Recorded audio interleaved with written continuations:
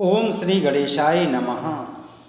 नमस्कार दोस्तों, स्वागत है आप सभी का हमारे चैनल भक्ति ज्ञान में।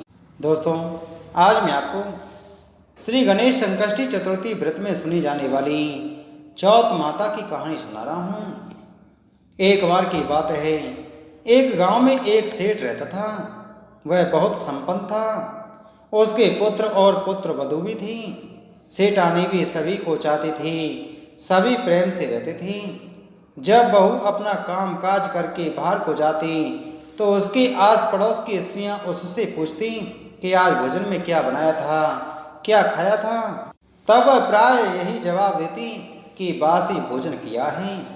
एक दिन यह बात सेठ ने सुनी तो उसे बड़ा आश्चर्य हुआ कि इतना सब कुछ है, बहू को कोई कमी नहीं, वह अच्छा भोजन करती है, फिर ऐसा क्यों कहती है। वह चुप रहा। थोड़े दिन बाद यही बात उसके पति ने सुनी तो उसे बहुत क्रोध आया।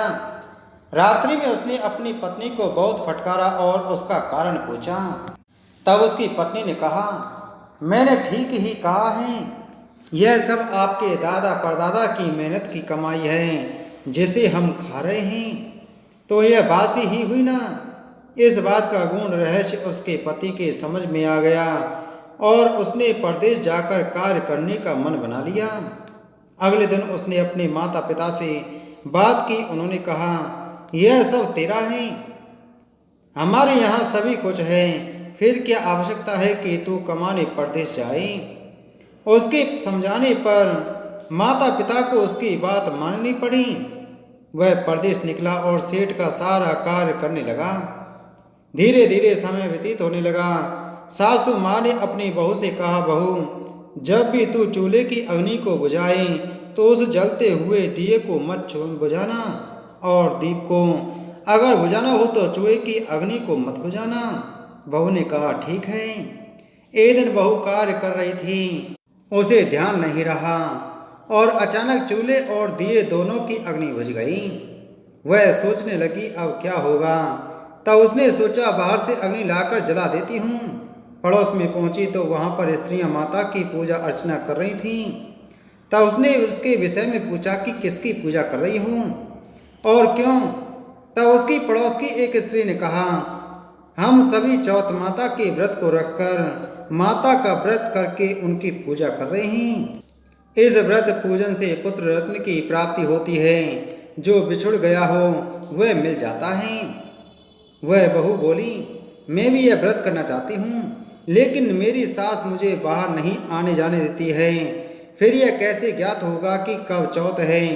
तब उसकी पड़ोसन ने कहा कि एक कार्य करना, घर पर जाकर प्रतिदिन किसी सुरक्षित स्थान पर एक गेहूं का अथवा चावल का दाना रखती रहना। जब 30 दिन में 30 दाने हो जाएं तो समझ जाना आज चौथ है और व्रत कर लेना। उसने उस बहू को व्रत करने की विधि अच्छी तरह से समझा दी। बहू ने वैसा ही किया और समय पर उसने व्रत किया और बहुत समय तक उसने व्रत किया, लेकिन कुछ नहीं हुआ। तब चौथ माता ने भी सोचा कि यदि मैंने इसकी बात नहीं मानी और इसकी इच्छा पूरी नहीं की तो सभी का मेरे ऊपर से विश्वास उठ जाएगा। यह सोच माता ने कुछ करने का मन बनाया।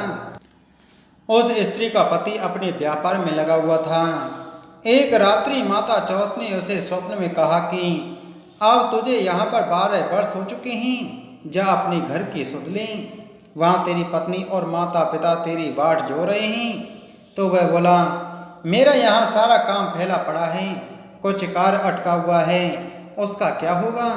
माता ने कहा, सुन, विनायक जी का स्मरण करके दिया जला, उससे तेरा कार्य पूर्ण हो जाएगा।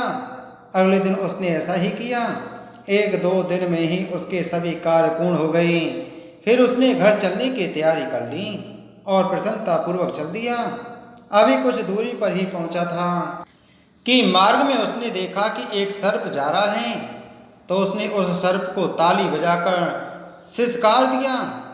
इससे सर्प क्रोधित हो गया और बोला कि मैं अपने जीवन में 100 वर्ष पूर्ण कर चुका था और मैं मुक्ति के लिए जा रहा था, लेकिन तुमने मुझे सिसकार के मेरे मुक्ति के कार्य में बाधा डाल दी।